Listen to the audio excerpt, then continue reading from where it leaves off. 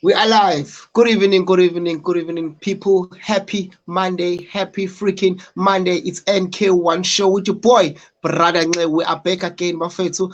And angihambi ngedwa ngiphethe uRamazan Ngobese.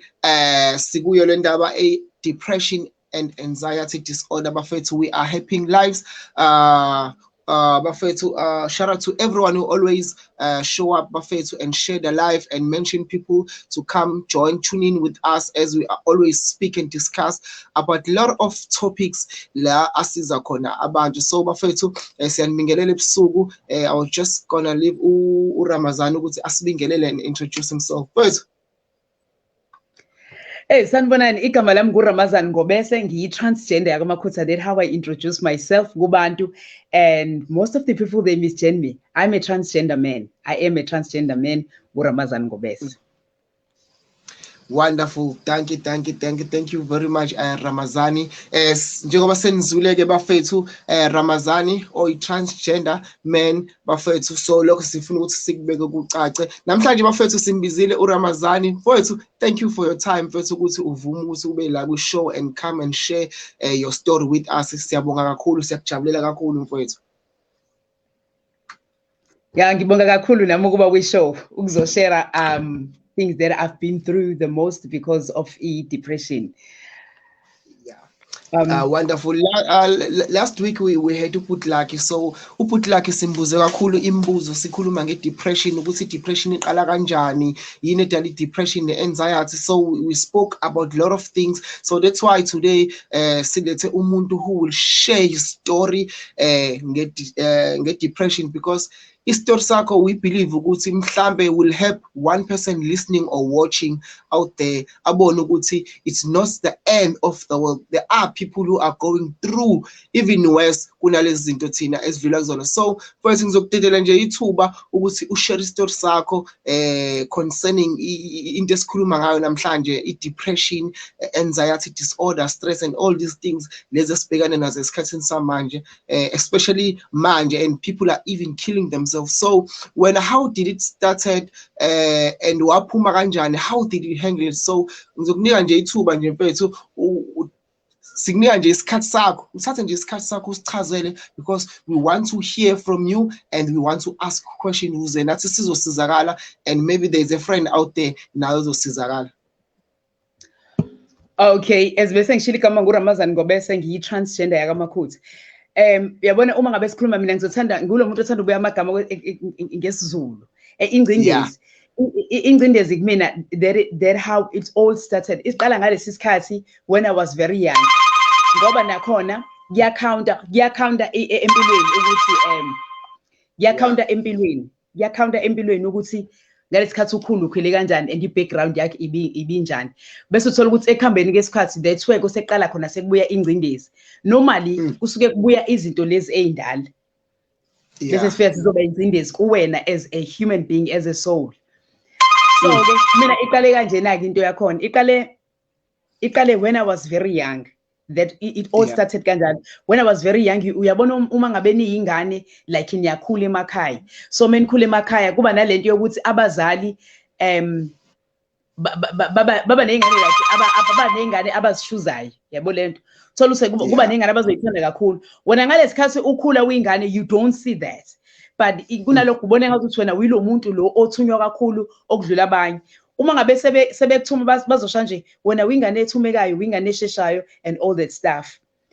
Bese kuba nalama problems ke aba khona ke along the way, ube ingane njalo usubona ukuthi hayi mina sengithunywa ngalo, njengamathi usibani akakwenzi ngane leyo, bese kuthiwa ingane ehlaza awuzwa awulaleli, but abanye abathunywa ngaleso sikhathi. Ofithi ukuthuma ingane it's something that is good, but noma usubona ukuthi hayi engazi lento senziwa kumina kakhulu more than abanye,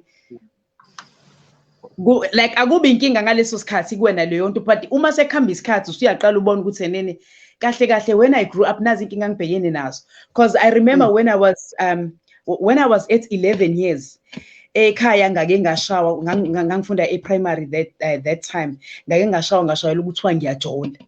First of all, I'm just 11 years. I know nothing about umjolo. I was so clueless.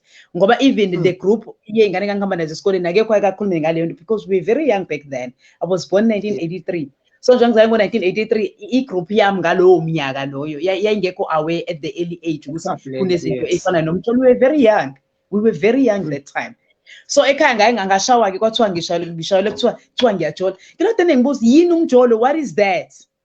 Okay, ngaleso sikhathi ngishayelwe leyo nto ayizange inginike ingcindezi ngaleso sikhathi. Yinto eqhamuke manje sengimdala. When I was 13 years, I was raped. When I was 13, I was raped. Because ngingane angithi ekhaya sengithathwa njengengane eklaza, ingane engezwa, ingane engalaleli and all that stuff. Angisakhona ukuyibika into esingahlakalile as a child. Because I'm scared ukuthi ekhaya bazongibona njengengane because vele sengithathwa kanjalo. So ngiyasaba ukukhuluma ngalezi zinto. Sangeke ngashayela ukuthi ngiyajola when I was 11 and now I came with this thing esiyenzeke kumina. Ayinginikanga ingcindezi ngaleso sikhathi. I swallowed it. I just swallowed that.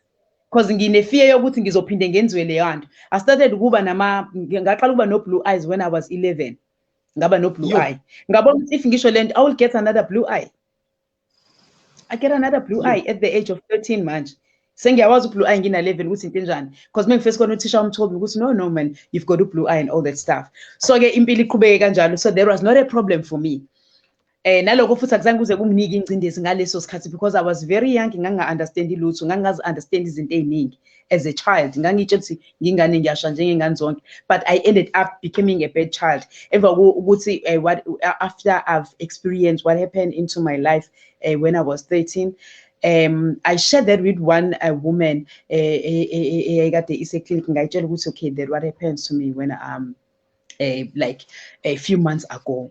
And I said to know I have to go to your family and tell them. When she reported that at home, ekhaya they take me. I was beaten again, but ngikhohlakele, and they even tell her ukuthi ena11 vele lo bekasajola. And I even tell the woman ukuthi ngangazi lutho ngalo because kwakuneswa seclinic ngangisangene enye problem again that at home abangazange baze bayi attend. I won't share much because I've got a lot of experiences when ngidlule into enenzima when ngikhula. So ekuhambeni kwesikhathi I became a Christian, ngasindiswa, ngakhula as uRamazan Ngobese, ngasindiswa kwabamnandi kwaba nje. Kwahamba isikhathi I backslide at church. Backslide esontweni ngibackslidiswa ukuthi now I'm developing female feelings for females. That was my problem. I started to develop that, and they kicked me out of the house because it was out because I firstly introduced myself as a Christian or and all this stuff because I'm a Christian, this is what I will do. Because I've got a lot to share, but and they kicked me out of the house, but wrong and all this. Bese ngilotane ngiba kwijeni yami yokuphila bese ngibilotane ngihlangana nezinto ezintsha zempilo yami whereby ngiyazibona ukuthi as uRamazan and ube Christian esontweni bathe nginamadimoni, they also kicked me out of the church because now I've got feelings because I went to my pastor and said mfundisi ngideveloper because ngangilota ngithi hayi sister but ngibona ukuthi sister now it's different, akusafeel njengo sister but sengifise ngazuthi ngisho engihagila ngangangidedela ngizizwa ngimthanda ngendlela ehlukile. But I've tried to fight with that, and I did fight. Well, umfundisi wangitshela amadimoni, so you have to step back at the church because leyo nto la isontweni ayamukelekile and lo moya onayo uzospreada kwezinye izingane. Angibonanga inkinga futhi ngaleso sikhathi. Azange kuze kunginike ingcindezi, akuzange kunginike ingcindezi. I step back at the church, ngahamba ngahlala ekhaya, and I started my life. Mengifike college, I met friends. Mengithi ngiyababona labangani ngathi no man. Labangani engiphila nabo right now, they living lento engiyiphilayo ngayitshela umfundisi ukuthi this is what I'm feeling. So I scheme with them and ngabona ukuthi language esikhuluma iyazwana. Then I became that year. Because ngangena ligama elokuzibiza ukuthi ngiyini ngaba ibutch. A butch is a lesbian that's dress manage. They're a butch lesbian. Ilaba kubalula ukuthi nibabone ukuthi oh kahle kahle lokhu kutabeni. that's me. Ngaba ibutch, but ngizibona ukuthi kuyona lento yokuthi ngibutch, but I see myself ukuthi no man, I'm not this thing. And yona ibutch, I'm not that.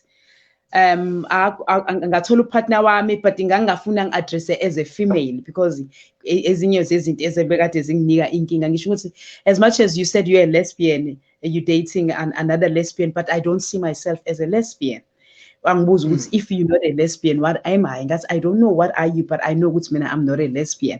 Then ngikalodana kwenzeka ama-transformation ngokuhamba kwesikhathi nangokukhula kwami nokuhlangana nabantu, I found igama eli-right lokuzibiza ukuthi okay, I'm a transgender man. Ila ngaqala ngafika khona-ke ngangena kahle ngagamani, then ngaba out of the closet. Ngabahlala ekhaya, ngangabatshela ekhaya up until ngenza ishow ye-Becoming Whereby okwabalula ukuthi ngibatshele ukuthi I'm a transgender man, because ekhaya they keep on biza mina ngaleli gama leli ukuthi hayi wena Rama unomsangani musukwenza lezi zinto and all the stuff. Ngabatshela ukuthi I'm a transgender man, I'm a man in a female's body.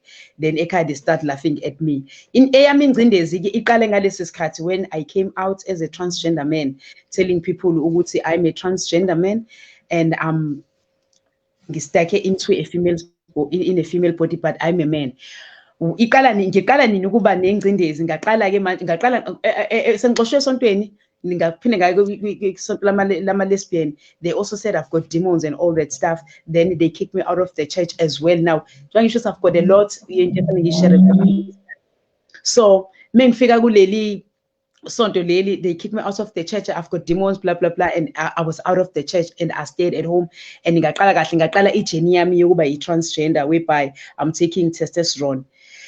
Ingcindezi ngiqala ngalesi sikhathi uma ngabe ngithi mina kubantu I'm a transgender man, I'm a man, people they'll be like, you're not a man, you must be sick, there is something wrong with you, you need Jesus to pray for you. Then I am a man, how do you see me? But this is, I see myself as a transgender man. Ngaqala ngaba nengcindezi sekubuya zonke izinto ezenzeka when I was young, ukuthi maybe I think ngimncane because I grew up ngithanda ukuthi mhlambe ngibe ngis-associated with male guys, with abafana as a child. Maybe that was my journey. That was iyona problem, iyona into ebingifayile ingcindezi ekhaya. And ke inkinga engaba nayo iqala ngalesi sikhathi when I go out and abantu bezothi kumina sis.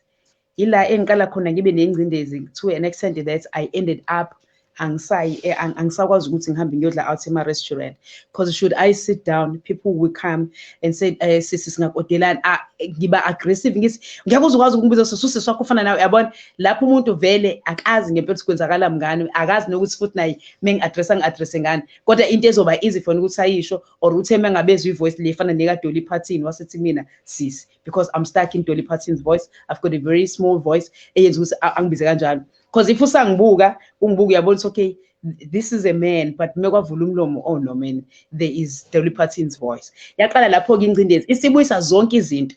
Ngaqala ngaluze interest, ngangabisakuthanda ukuthi ngibuyele ejimini.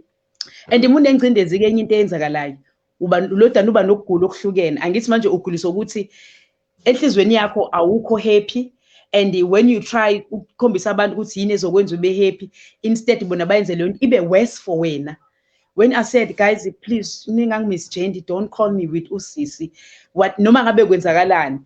Up until I said I better have a car. Luckily, ngaba na imoto impilo yathi kuba ngconywana. But still I have been ngcono, because if your garage uyothela petrol, mhlawumbe uzophuma emotweni, you go and buy something, abantu bazothi sisi singakufaka petrol amalini. Leyo nto iyodwa sengifisa ngazi ukuthi I can stay at home ngingaphumeli ngaphandle, because when I'm trying to educate people about what I'm a transgender, I'm a man and I'm stuck in a female body, abantu they don't see that, they judge me with my voice. Uthola ukuthi noma ngabe ngifuna ukusho something ngoba mhlawumbe umuntu kwesinye isikhathi uthola ukuthi usengibize kahle, wathi awu bhuti ngifuna ukumphendula, but I can't do that because ivoice yami izosho opposite yalento leyaseyibonile kumina. Then I ended up ngithula. Zase ingcindezi ke mina yasingiqala ngaleso sikhathi ukuthi angisathanda ukumitha nabantu, angisafuna ukukhuluma nabantu, noma ngikhuluma nomuntu over the phone uthola ukuthi uthe mengibuka mhlambe kuma video wabona ukuthi oh this is a guy, hey but masikhuluma no Dolly Parton qobo lwakhe. So bese ngifacana nazo zonke lezi zinto, kubuye zonke izinto ezenzeka ngimncane, sengiyaqala yabo manje uthola ukuthi mengivashela abantu engazuthi ngingangahlala isikhathi eside mengikhona ngingaba khona for a very short period before abanye sebengibonile as a man baqhubeke naleyo nto ngibashiye with that picture so next time bephinde bangibone bangabi nalento yokuzibuza yadala ingcindezi enkulu ngase ngahlangana nabantwana abaningi because ungena ey'ntweni like ukuba kuma-cases e-rape and all the stuff kokunye uNkulunkulu usuke ekuthembile wena ukuthi ungaba kuleso simo futhi ungakwazi ukubekezela ukumelana naleso simo. uNkulunkulu trusted me because i-rape once yakuthola kanye angazi iba ukhondolo bese uthola ukuthi kuzoba into ezophinda iphinde futhi kade mhlambe emva kwesikhathi esithile iphinde iphinde futhi. That is the thing. uNkulunkulu ngabona ukuthi okay konke lokho kwasekwenzakalile ingoba uNkulunkulu wayengithembile because emva ekuhambeni kwesikhathi people abebekade beba nama problems they will come to me mhlawumbe uthi ngizothi ngihlalele umuntu eze kumina afika athi nathi into eyenzeke kumina kwenzeke kanje that is where I start sharing my story to that person bese ngimtshela ukuthi lolu hambo liyahambeka nokuthi ngilihambe kanjani ngiphumelele kanjani kulona ukuthi lingazange lize lingi-affect as much as lashiya ama-scars into my heart. But how do you go with those scars in your heart? Ezinye zezinto engabe uthi uNkulunkulu kushuthi ngoba bethembe mina. So abantu baqala beza kumina bazokhuluma nami not knowing ngosisikhathi ngingazi ukuthi because I've never shared this but why enye into eyinginika futhi ingcindezi why people they will come to me bazokhuluma ngalezi zinto nami why it has to be me. But ngabona ukuthi there is a reason for me ukuthi ngidlule kulezi zinto engante ngidlule kuzona. Ngaqale ngaxolela umzimba wami ukuthi wamkele ukuthi noma ngabe ubanjwe ngendluzula but wona u-act. Ngahlala nami phansi ngayixolela mina ngathi umzimba wami wakwazi ukuthi uvumele ukuthi kwenzeke izinto enje ngoba umzimba uma ngabe i-rape it's when a person forcing himself kuwena ungekho ready ungakuthandi lokho ukuthi kwenzeke kuona umzimba fanele ngabe uba against lokho but instead wona uthola ukuthi uzoyivumela lento eyenzeka kuona. Ngaqale because ngangudinelwe nawo and ukuba i-transgender not because I was raped or what, it has nothing to do with that. Umzimba wami ngangudinile so ukuthi ubukade uresponda ey'ntweni efanele ngabe uresponde kuzona but uresponde wona why uyenzile leyo nto. I had that problem. So abantu mebefika bekhuluma nami ngabona ukuthi I'm the one who's gonna give them comfort nokuthi baqhubeke nendlela uhambo lihambeke because noma ungahambe uyebuke i-case ye-rape emaphoyiseni they don't take you serious bazosho izinto ey'ningi ezinye ezogcine seziku-offend ubona ukuthi it's not easy for me to go to the police and report what happens to me because bazophinde babizane babe i-group of people bazothi hey nangu bandla uthi ureshiwe umxhumanise nobani indaba yakhe igcine isilodana ikhuluma amaphoyisa kuthiwa umxhumanise nobani xhumana nobani ubani wakwadile necase kanje leyo nto iyodwa kwayiyona-ke wena muntu odlule kuleyo case rape usuthola isikubangele ingcindezi enkulu and you ended up awuguliswa yinto eningi uguliswa ukuthi you've got something ekuphethe kambi. If lento ingiphethe kambi ngizoyidlulisa kanjani kubantu ngisho lento ingiphethe kambi kangaka because should you come to them ubathethe ikuphethe kanjani they be like wena uvele strong wena you can deal with these things not knowing ukuthi you weak that thing ukudila nalawo ma problems usuke ubhekene nawo ngaleso sikhathi bese iqala lapho-ke ukuthi ube depressed usuku nosuku ube depressed uthanda ukuhlala endlini awusaphumela eminyango izinto obukade uzithanda eqaleni uthola ukuthi awusekho interested kuzona abantu abangani obukwazi ukuxoxa nabo uthola ukuthi awusafuna ukuxoxa nawe abantu bebekhuluma izinto kube ngazi ukuthi yonke into ibheke kuwena umuntu ngisho angadlala ngento encane ubone ngazi ukuthi ubengadlali ngaleyo nto ubeyiminisha ubevele efuna ukuthi ize kanjalo. Same goes with me wena umuntu ezothi because ubengazi ngempela ujaje mina ngevoice yami then Isaac mina athi sisi kube ngazi ukuthi ubevele eqondile ukisho lento so bese ngiyaqala then ngahlala phansi nami-ke ukuthi sengidila kanjani-ke mina as uRamazan Ngobese ngidila kanjani nalento ngahlala phansi ngathi ngiyi-transgender abantu abazi ngalento I'm the one ofanele asukume ayofundisa abantu abatshela about ama-transgender abatshela about ama-LGBTQIA+. Angidingi ukuthi ngize ngibe ne-organization but ngidinga ukuphumela ngaphandle ngibatshela abantu ngasebenzisa ama-platform like u-Facebook u-WhatsApp whereby ngenza ama-video ngenza i-TikTok ngitshela abantu ukuthi okay ukuba i-transgender it's when you were born in a certain body then bese you transition into a certain body lo usukuzibona uyiyo ngaleso sikhathi.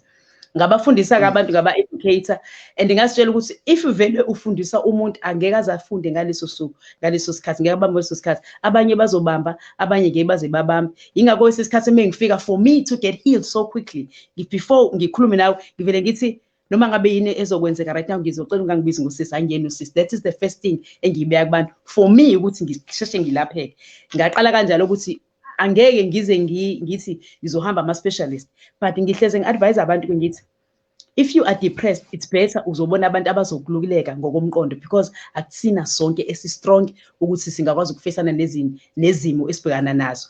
For an example, as a child I was raped but angaze ngiye kolashwa ngokomqondo and all the stuff but I sit down with myself ngasitshela ukuthi ngizolapheka and mina mase ngilaphekile ngizokwazi ukuthi ngiphinde ngisize omunye umuntu onenkinga efanayo uma ingaphezulu kwamandla ami ngizokwazi ukuthi kumdlulisa.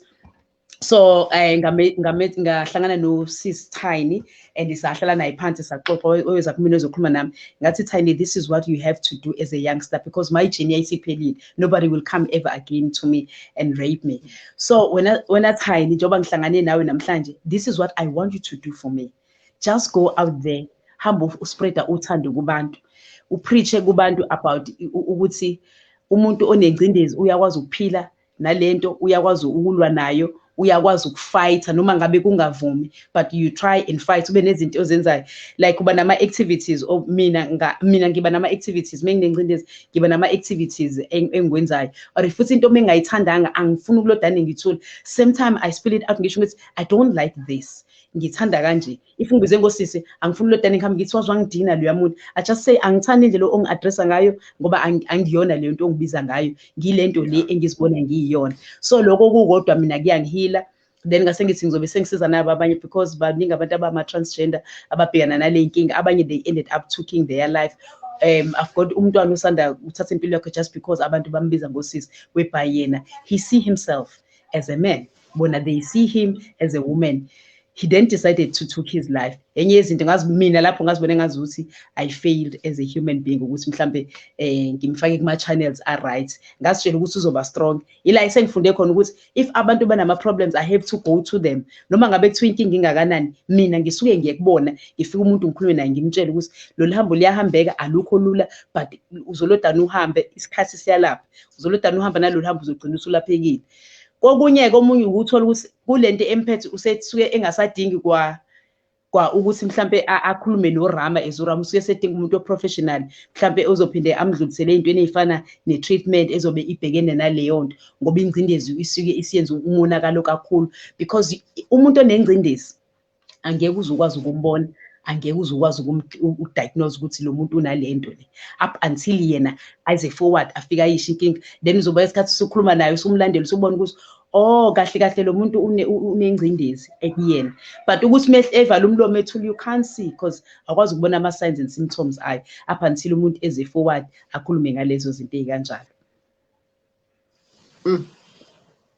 Wow, wonderful. Thank you very much, Ramazan, for sharing your story. It is very, very touching, and it is indeed an interesting story. So, bafethi ngiyathemba ukuthi sonke we are understanding istory sa Ramazani, perspective yakhe. So, excuse, because I don't think Ramazani kuphela who's going the situation. There are a lot of people out there who are going through same situation as Ramazani, but abanayo indlela yokuthi bayibeke, abanayo indlela yokuthi bazi express ukuthi this is how I want to be called, or this is how I want to be treated. So it end up depressing people, even bacabange kakhulu bagcine sebezibona ukuthi you know what, maybe I'm not worth it njengoba deshe nje ukuthi omunye wabafowethu just took his life because ubengafuna uku-addresswa njengokuthi usisi. So these small things esingayinaki thina, we always crack jokes about these things emalokishini because ngathini angazi noma asikho, we are exposed to it. It's just that we don't take it serious. And kanti asibona ukuthi zilemaza abantu because into ebalekile impilo yomuntu regardless ukuthi umuntu ukhetha ukuhamba iphi indlela, but into ebalekile I believe ukuthi impilo yomuntu ibalekile. So Ramazan mfethu, kule case yakho when you were raped usamncane, you couldn't like communicate with umndeni wakho ubatshela ukuthi this is what happened to me. Mhlawumbe bengifuna ukubuza ukuthi leyo nto ekukulimazeni kwayo ayikwenza akuyona yakwenza ugcina usucabanga ukuthi you know what, mina I am not uRamazani lo abacabanga ukuthi nguyena, mina ngingilo uRamazani lo, or else it's something that you just developed, noma mhlawumbe it is because of ukuhlupheka owadlula kukhona ngokomqondo. Yeah, ngiyawuthanda lo mbuzo obuzayo. Uyakhumbula eqaleni ngeke ngasho ngathi being a transgender, being a lesbian, it has nothing to do with wena empilweni udlulephi. Being a lesbian, it's what you feel inside. This is I feel ukuthi ngithanda lo hlobo, ngithanda umuntu onjengami, or it has nothing to do nokuthi udlulephi. It's the feeling osuke develop at that time. Also being a bisexual as well, it's one and the same thing. Uthola ukuthi intombazane zothanda abafana iphinde ithanda amantombazane. So we feeling asuke ifila ngaleso sikhathi and uzokwenza lokho akwenza ngesikhathi sengibuyela kumina kumina it's not what ngizoqala ngibele kuloko ukuthi did I report that at home. I did, but at home they took me again as a bad child because I was 16 ngibachazela ukuthi okay, that what happens to me.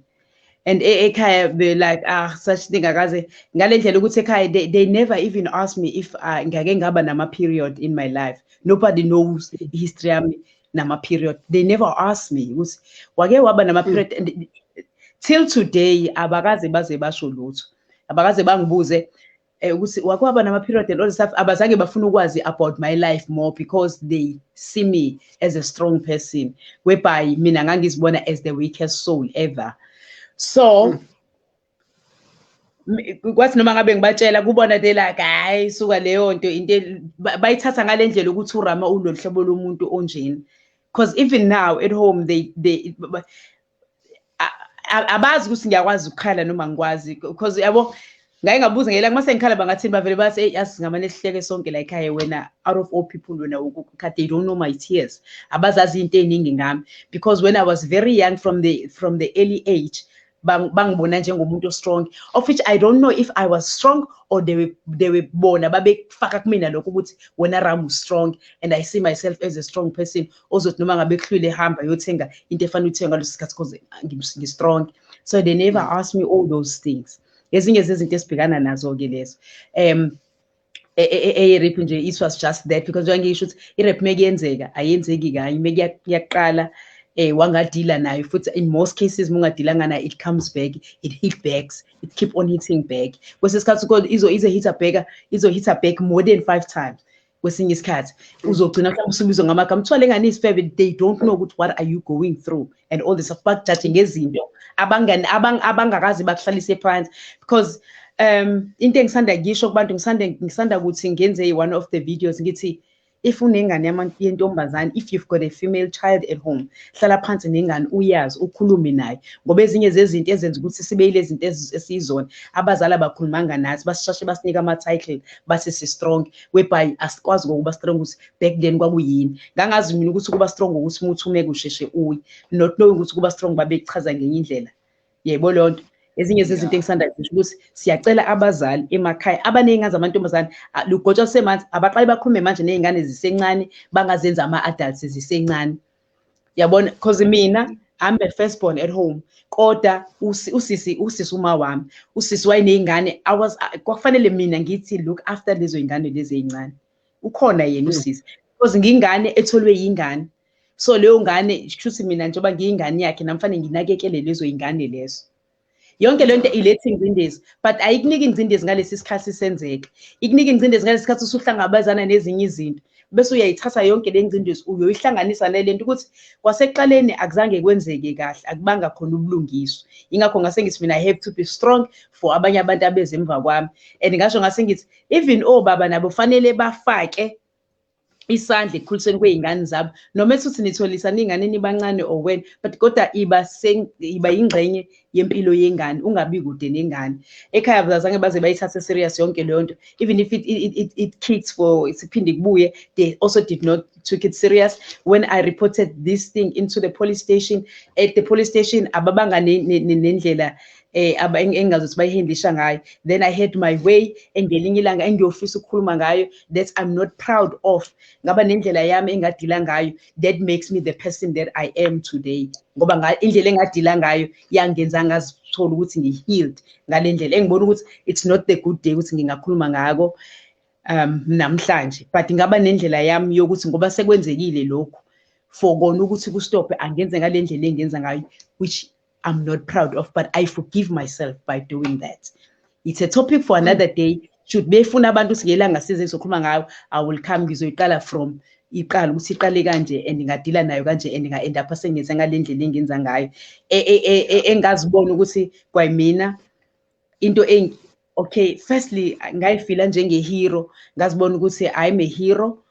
All along bengi hero but I was not aware ukuthi I'm a hero angicapable ukwenza into kanje of which I'm not proud of that now but ngalesi sikhathi ngikwenza ngaba proud to an extent ngibabuza ukuthi ngiyadingana ukuthi ngiyolulekwa ngokomqondo ngasho ngathi angidingi ukululekwa what I've done I don't have sorry it's not a mistake I wanted to do it and I can do it again I can keep on doing it. Namanja, I'm still saying that it was wrong of what I've done. I can still do it again, but it's still wrong. In such an amhlanje, which looking at wrong. A topic for another day. And ngisho ukuthi abazali siyacela ukuthi abahlale nezingane zabo. Umfana intombazane nendlela okhulisa ngayo ingane. Ungakhulisa ingane ngathi ukhulisa umuntu omdala. Ukhulisa ingane njengengane. Mase shintsha amazinga futhi ayolitshintsha izinga lendlela owenza ngayo because zonke lezi zinto esigcine sesikuzona kokunye indlela esikhule ngayo as kids. Because kube ekhaya mhlambe babe understand because I still remember I'm sorry I'm going to use this word ekhaya bathi nje bathi lengane isifebe and everybody was calling me that because bakuthathe into eneyibeka the shoes so lo isifebe uthanda abafana I'm not dating any guy I'm not dating anyone nobody will come forward and say Lo is dating this I'm not dating I'm very clueless when it comes to dating the only thing I have a desire for is girls. And abangane ngibakhaya amantombazane and akekho umzali osefuna ukuthi ingane yakhe ibomngane nami because I'm a bad person. Lento yaletha ingcindezi enkulu noma ingayilethanga ngaleso sikhathi ngangihappy ukuthi ke I grew up as umntwana abantu abaningi abangafuni abazali bengafuni ingane zabo idlale nayo kwangisiza kokunye I will say thank them because I've never drink in my life I've never smoked because angaze ngibe ku group of people who will go and drink bahlohlana ukuthi siyophuza because akekho umzali wayefuna ingane yakhe ibe close to me so ngasinda ngaphuma kanjalo endabeni ukuthi ngingaphuzi ngingabhemi ngingayiko testa neglue ukuthi testa kanjani ngoba ngisho ingane ngafezi beqoqo when I come close kwathi singahambi wena nawe awudingeki ukuthi uhambe nathi so ngangi-aware and ngangi-happy and I felt ukuthi ngiyiboss ngizifeel ukuthi ngiyiboss abantu abaningi bayangisaba so I grew up nalokho ukuthi nene most of abantu bayangisaba into enorama and urama uyasatshwa uyingane nje isatshwayo and all stuff because vele lokho it's a title engiyigqokisiwe not maybe ngempela ngangile yona maybe I was not that kodwa ngoba leyo uniform sengiyifakiwe ngabona futhi ngayigqoka yangilingana it fitted me but uma sengikhulile I had to change everything indlela engicabanga ngayo ngayishintsha indlela engenza ngayo ngayishintsha nendlela engibuka ngazo izimo ngayishintsha ngayitshela ukuthi I will never ever fight with people because ngazibuka mina izinto engadlula kuzona ngicabanga ukuthi nomunye umuntu mhlambe naye udlule ezimweni enzima angakazi azakwazi ukukhuluma ngazo so to each and every human being engihlangana naye ngenza ngayo yonke indlela ukuthi I'm nice to that person I listen to each and every person engikhuluma naye noma umuntu enenkinga ngiyafisa ukusiza la engingasiza khona uma kuthi fanele ngidlulisele phambili as long lo muntu ezosizakala so kakhulukazi ngibheka kakhulu ingane zamantombazane enenkinga kuyona social media even what they post uma umuntu eposte something ngiyayibuka lo post ngithi no man lo muntu udinga ukuattenda okuserious because omunye njengami I'm that kind of person if I am hurt I just ngenza i-pass joke ngaleyo but deep down it knocks me deep down iyanginoka that's why abantu because angithi ngi-strong I don't wanna like appear to them as a person ophatheke kabi you'll never see me sad you will never see me sad if ngisaid I will be alone that's where the sadness will come out and ibhaste kakhulu because I'm alone but in front of people I have to keep on showing them uRama who's having a smile but deep down I am dying but angaze ngiye ukuthi mhlawumbe ngizothi ngizoyakuthola usizo lwamaphilisi and all the stuff ngilo muntu cause ngikhule ngiyingedwa ngilo muntu lo ohlala yedwa azilaphe. I've got a mirror that I put in front of me ngithi Rama buya ulahlekile endleleni ngizilaphe mina. But not everybody uzoba njengami. Mina I think I was born to be strong ngingedwa as an individual, because ukuba individual into engayiphiwa at the early age whereby akekho umzali wayefuna ingane yakhe ihambe nami, because I'm a bad child, whereby I was not a bad child. I was a beautiful child back then. Kwano umzali mefuna ukuthi uzothiwa hamba niyothuma uRama. Yonke lento engifakele kumina yayingcindezi whereby bangibiza ngamagama. Tholo kuyisifebe angiyazi ukuthi yini leyo nto. Nokuthi umuntu uqala nokuba yilelo gama angangazi ukuthi lisebenza mekwenze njani. And but dating a female, it was one of the healing things whereby unomuntu who understand you better. Ozothi noma munayo you share your story, mhlawumbe uthola ukuthi kokunye you've got a problem ethi ayibe simile, then senizokwazi ukuthi okay kumele indawonye nizo-comfortana ngendlela e-right, nizo-understandana, nizo-protectana, even if benithandane na-break up but nenza sure ukuthi omunye uhlezi e-right ngaso sonke isikhathi. Yeah. So mfowethu, I want to ask ukuthi how did you deal it ukuthi ukwazi ukhandlisha ukuthi ekukhuleni kwakho most of people they didn't want to be around you? Every time uqhamuka ubaleka wakwenza kanjani lokho? Because most of the time if kwenzeka izinto ekanjalo empilweni zethu yila khona esicindezeleka khona ngempela, because number one we feel like we unwanted, number two we feel like we are cast out, we feel like we worthless, we feel like we're different because there's no one who wants to be around you. And then that's when depression takes place, anxiety disorder takes place, because ucabanga njalo ugcina usu-overthinka ukuthi okay shuthi mina nginjena, shuthi mina ngifana, shuthi there's something about me, yabona. So how did you deal with it, and how did it not affect you? Ngoba you saying you felt like a king, yeah, akekho umuntu ofuna ukudlala nawe bakubalekela, where else thina lento kanjalo iyas-affecta if abantu masiqhamuka bahambe noma bavele bahlakazeke because they don't want or they don't appreciate or they don't recognize your presence. Wena-ke but it seems like it's another story ukuthi wena wawufile ngazuthi uye king, yabo kwakujabulisa lokho. Kanjani wawenza kanjani? Another thing engayisho ngami, ngingasho ngithi ezinye zezinto it was God's plan. Kwama plans kaNkulunkulu ukuthi angenzeki ibe lo muntu enganguyena. Nansi into engayibuka ngami, zonke lezi zinto bengenzeka ngisayingane. Into engiyibuka kumina ngibe umuntu ophuzile ukukhula ngokomqondo. Bengingakwazi ukuhlukumezeka ukuthi yini because bengihleli khona, so ngagcina ngak-understand. Yabo umhlukumezekile uhleli khona, you ended up ungayazi lento usikuhlukumezeka. Into efana nentombazane ehlezi ishawa mina idishwa boyfriend emshaya njalo, ugcine sebona kuyinto kuba i-norm, actually kuba yinto e-right wena because yenzeka njalo. So mase date omunye umuntu engasamshayi, that person get bored easily because akashawa into asayijwayele. Kumina ukuhlukumezeka it was kwakuyinto e-right ngaleso sikhathi, yabo kumina ngaleso sikhathi. Yingakho engicabanga ukuthi kwakuba lula ukuthi ngikhandlishe. Kubuye nini ukuthi this thing was wrong from the beginning, kubuye sengimdala. Yingakho ngithi umqondo wami wakhula late because konke kwakwenzeka ngibona ukuthi hayi ngi-right and ngiyasatshwa, and ifana noma umuntu kunempe khona the only time bezongibiza abantu uma kuneyinkinga khona umuntu ofana uyoshawa, sofike ngizoxhifoza iqhuphe elilodwa because ngiyazi mase ngifaka iqhuphe elilodwa everybody will run away. Sofike sengizofaka that's when people bazongibiza. Ngangazi nami ukuthi menginenkinga kuthiwa mbani uyolanda uRama uzofika afaka iqhuphe elilodwa lapho kuba right, kuhlazeke isixuku. That's when people they will want me. So ngangayiboni leyo nto as a problem up until ngibe mdala ngibona ukuthi kahle kahle this thing was wrong. Ingakho ngikwesinye isikhathi ngihamba ngiye ezikoleni ngiyofuna ukukhipha lento ukuthi asingayivumi lento ukuthi ingane esikoleni zizolwe. Ingane zingalingezile esikoleni nasemakhaya singakuvuma uma ngaba abazali einganeni bezothi uyayilwela lo, uma ngabe ingane imshana ayifana shayi. I'm against yonke lezo zinto because umntwana ngaleso sikhathi usuke engayiboni as into wrong, usuke ayibona as into right. Kokunye omunye uthola ukuthi izovele imngene kuyena ingabisakwazi ukuphuma azabe mdala enza leyo nto. Uthola ukuthi mefike endaweni sonke sesiyamsaba nangu phela ufila uzoshaya. uthothi uze innocent akazukushaya umuntu but siyamazi ukuthi ukhule kanjani, siyamazi ukuthi wenza kanjani, sesombalekene. So engikushoyo ke ukuthi mina into yadala ukuthi lokho ngingakuboni ezikwaba inkinga. Ingoba into ebengikhule ngaphansi kwayo ngingayiboni iproblem engikubone manje sengimdala ngoba sengiqala ngizibona ukuthi engathi ngidepressed nginengcindezi kahle kahle la kwangangi affecta ngaleso sikhathi kuqala kungi-affecta manje sengimdala. Yingakho ngithi all the time when I'm with people I pass jokes, I make them smile, I show them love each and every time enginabantu.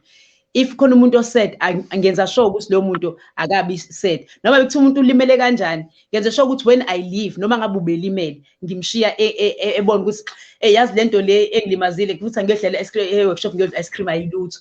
I just make a person ayibone ngaleyo ndlela bese kuba mhlawumbe eceleni ngibe nendlela engizoyihandlisha ngayo to the side. Yayibona lonto because abantu mina ngilohlobo lokuthi kumuntu I always see the good kuloyo muntu because when I grew up nobody see me as a good child, they see me as a bad child. So each and every individual engihlangana naye ngibona a good soul.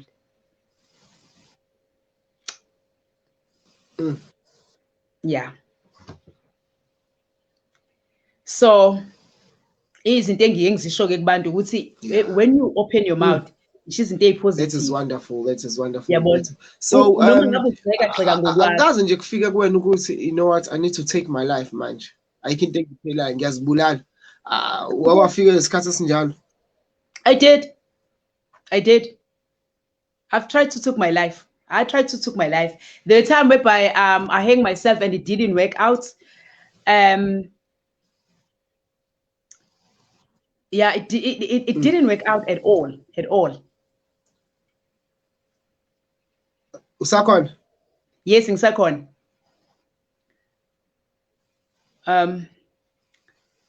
Not once, 3 times I've tried to take my life. And kulo 3 times ngizama ukuthatha impilo yami. Okay, when I think yeah.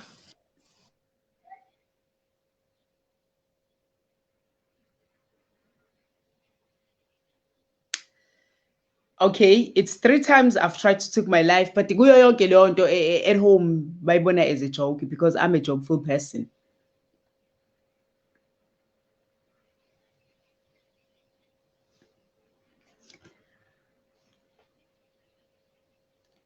Oh, you've got a network problem. Apologies. Yeah. Network problems. Yes, you've got a network problem.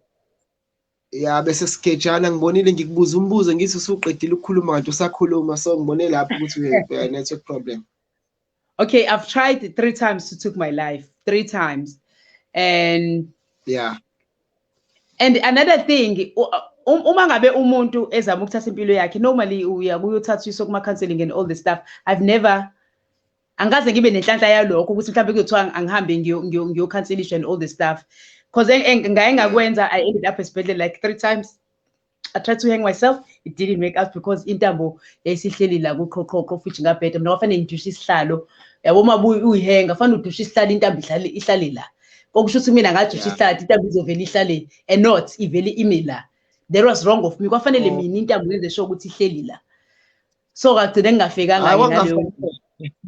Yabo. Kwangafika. Iyona nto eyakuyangidina ke in my life ukuthi I hang myself and I did not die. But ke ngiphinde ngibonga ukuthi ukushaya ngashaya wona de ngizengile. Kwakungelutho kunento engayizwa ngihenga ngilenga lapho.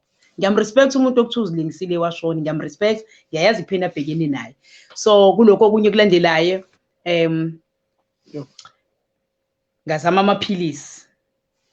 Amaphilisi nakhona futhi ngifuna uqale ngikutshele ngengcindezi. Ingcindezi when you took your life ayikho into esukuzithathela yona impilo yakho. Usuke udinwe ngaleso sikhathi kuphela. Mhlawumbe uthola ukuthi ngizodinwa wena manje. Bese ngifuna ukuthatha impilo yami ngesikhathi engibisa zonke izinto esezeke zazenzeke ngempilweni yami. Bese ngithi okay let me take my life because ngalokho. But kusokuyinto encane engafanele ngabe yakudina, but ikudine a small thing. Ikudine then udecide ukuthatha impilo yakho. Kulokhu kwesibili kwaba amaphilisi wena akafunanga ukungibulala just that ngaba kwi-coma for 3 days.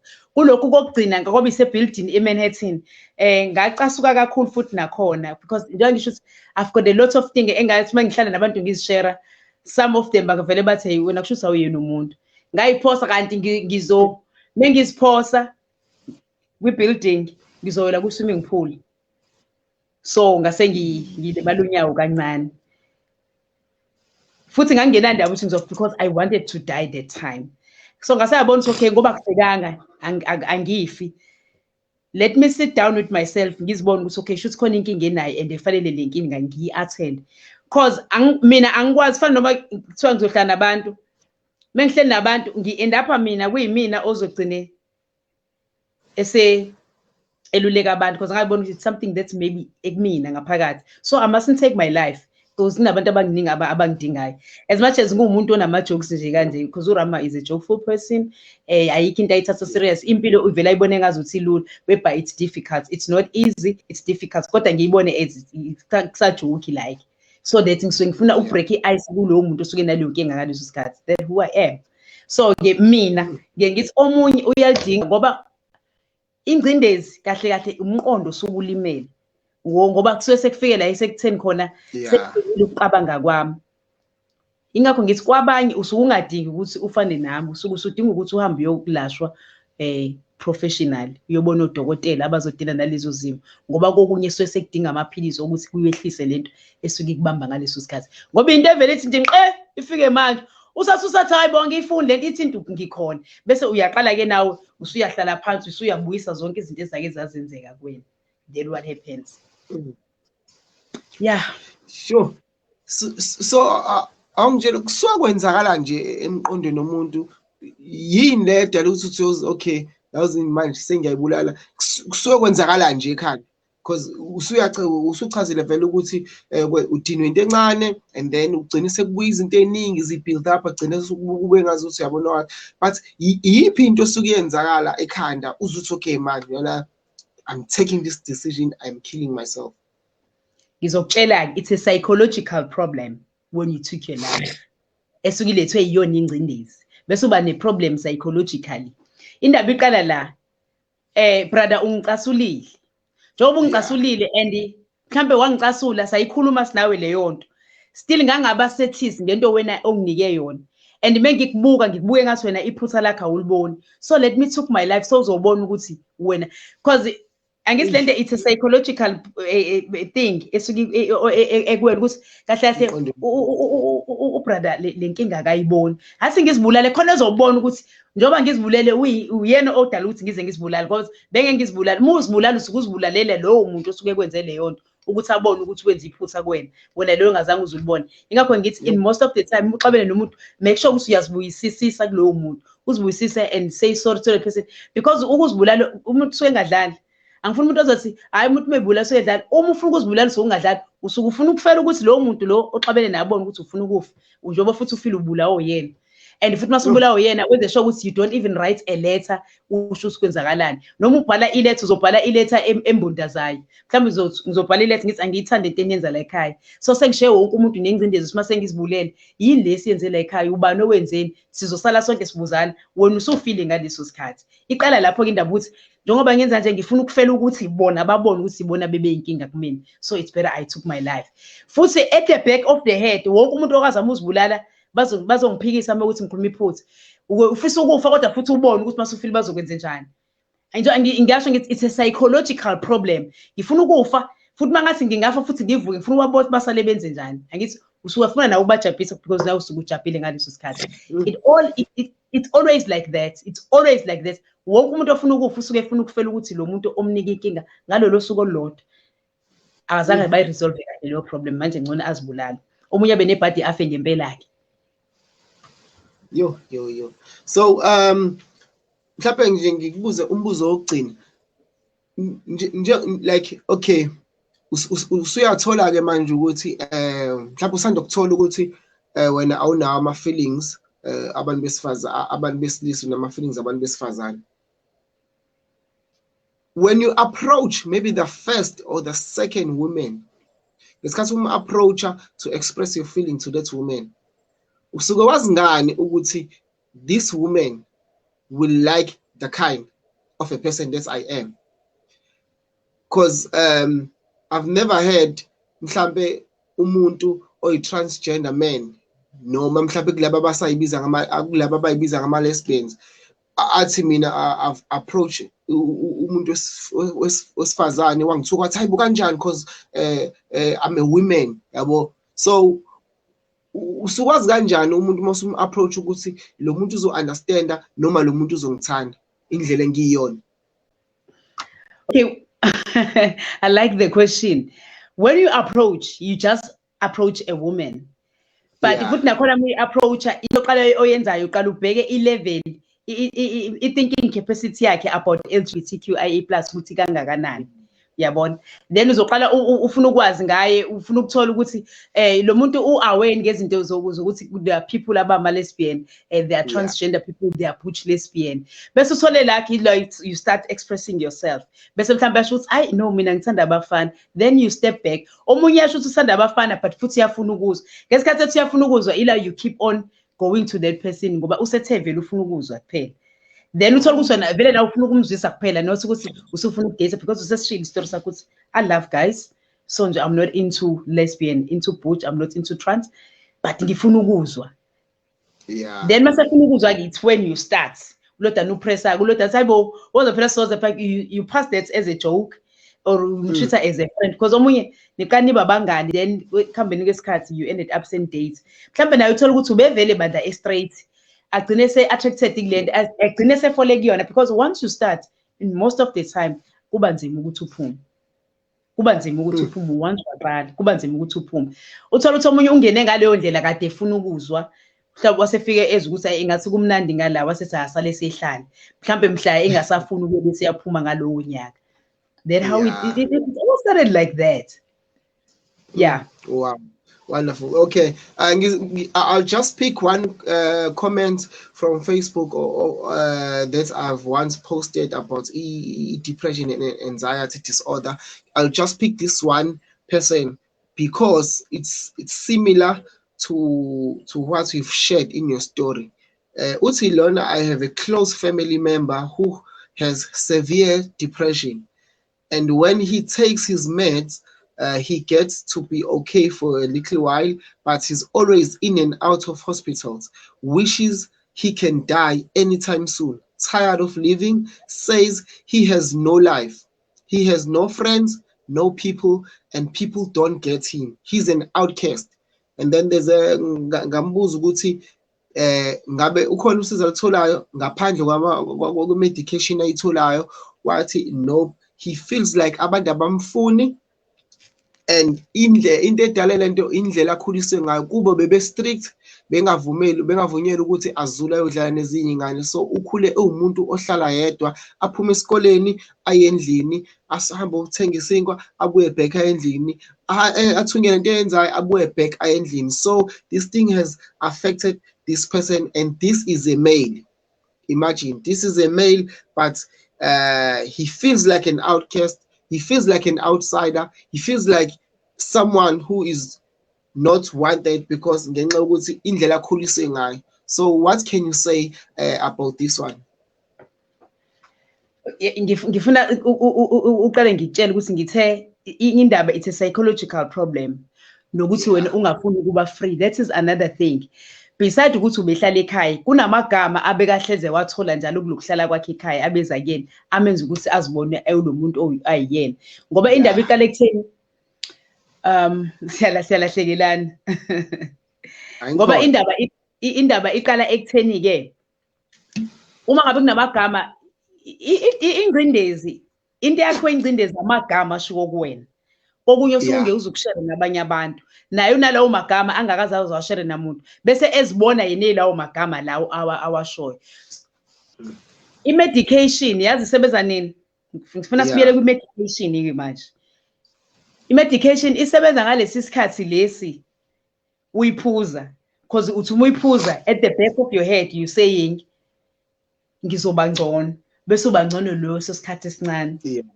Ube ngcono leso sikhathi leso esincane isikhathi.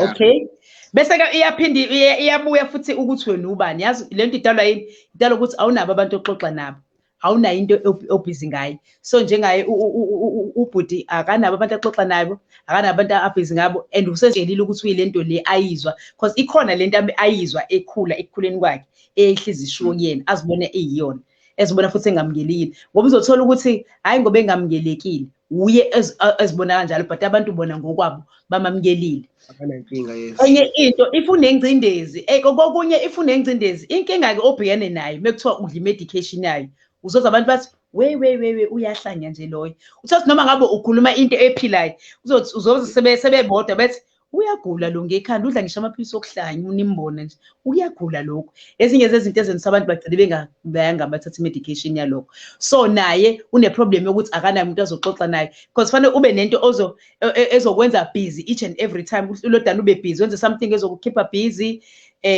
wenza ama games azokwenza ube busy uthole uhlobo lwabantu obona ukuthi mina nalabantu ingathi we get along uthole lo hlobo labantu olukanjalo and mufike kubona ungakhulumi ngendaba yengcindezi ungakhulumi ngendaba ukuthi we medication and all the stuff because uzoba kubantu mekuthiwa depression uyahlanya lo miyekeni engicabanga ukuthi nami ezinye zezinto ezenza ukuthi ngithi I will never go for a treatment yalokho because should I came to people and say I'm taking medication yalabo abantu this is how they gonna judge me maybe I need it but angizihlanganisi naleyo yinto kanjalo so nayo uzothola ukuthi ezinye zezinto ekhabe bemnika amaphilisi akhe because angithi bayazi ukuthi uyawathatha kuleyo ngcindezi bakhona izinto abazishoyo ezokwenza ukuthi kwawona amaphilisi agcine ngasayidlali indima sekuba severe kumlimaza kwayena umnikazi wendaba le ubhuti lo into engayisho kuyena ukuthi akathola into ezomenza busy special music is the best akathola music mekuthi usanda ukufunda akafundi mekuthi usanda uFacebook go for Facebook but angabi addicted because kwayona uyayifaka ingcindezi uFacebook izinto ezisho abantu ngomuntu kasho into efana neseke yakwehlela uthola ukuthi uzoyisho but ngendlela ezokulimaza futhi wena kuwona uFacebook so nje abheka izinto ama platform azoba right for yena plus unaye kumngane omkhathalele nange ekhomenta naye kwa umngane wakhe abeseduze kwakhe ngaso sonke isikhathi amkhiphe busy ukuxoxa ayikho into elapha njengokuxoxa ukukhuluma into uyikhiphe la ngaphakathi kwikho yakho uyivoice out it makes you to feel better naye mangasenza kanjalo mhlawumbe okunye agcine ephumule ngisho kwakuyona i-treatment akhulume naye self introspection ukhulume nawe usitshela ukuthi mina ngilaphekile ngiright and ngizokwenza ngale ndlela do what is good for you. Wow, wonderful. What a great advice. Bafethu, unfortunately, sesifike ekupheleni kwesikhathi bafethu. It was a marvelous, nice, chilling show with uRamazani. Bafethu esiqhubekela ngestory sakhe and also helping us through depression and anxiety bafethu. Ngiyathemba ukuthi people have shared. Please, if ungakapress ushare button, please do share the live bafethu. Ukuze uzokwazi nawe ukusiza impilo yomunye umuntu. Awazi mhlawumbe uzothi uyashare nje and then iqondane nomuntu olidinga exactly lo sizo ebesinalo namhlanje. So mfowethu before sivale Ramazan, I just want to give you 30 seconds to speak with anyone who's going through depression, anxiety disorder, stress.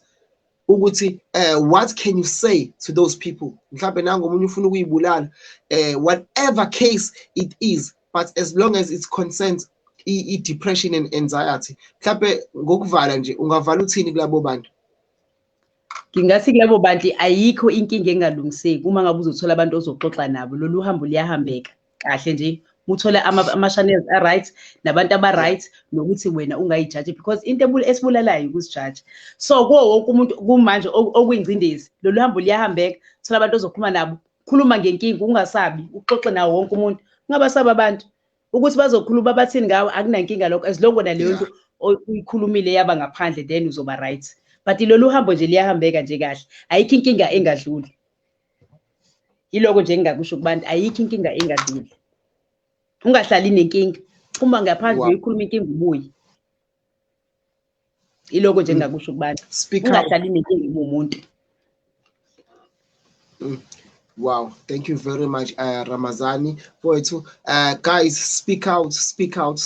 Ungahlali nento ngaphakathi ugcina usunanento ekuthiwa umzwangedwa. So please, at least find one person that you trust. Speak out. Seek for help. Ungahlali unenkinga because people are killing themselves outside there because this thing, Buffett, is very, very crazy. It makes people do crazy stuff. So take it serious, seek for help. And we also hope ukuthi neshow Buffett iyasiza kakhulu because we always try to get people like Abu Ramazani to come and share their experience. Ukuze na uzobona ukuthi there are people who go worse than your situation. So Bafethu, I put the next week, Monday, same time, same place. NK1 Show with your brother.